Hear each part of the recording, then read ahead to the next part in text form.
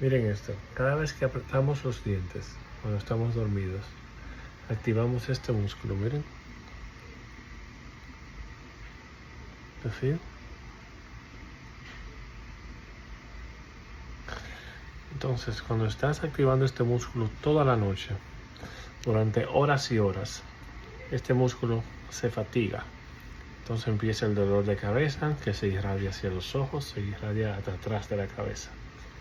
Y nos despertamos con ese dolor de cabeza que nos está matando.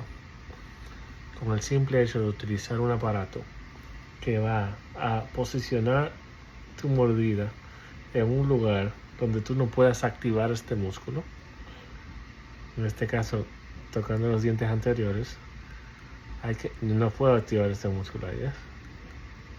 Puedes hacer esta prueba tú mismo en tu casa. Muerde atrás y vas a ver cómo activas este músculo, y después ve hacia adelante y toca los dientes anteriores, tac, tac, tac, tac, y vas a ver que no puedes activar el músculo. Y ese simple gesto, moviendo tus dientes un poquito hacia adelante, tu mandíbula, solamente en la noche, con un aparato especializado, va a quitar tu dolor de cabeza. Si te gustó el video, síguenos para más.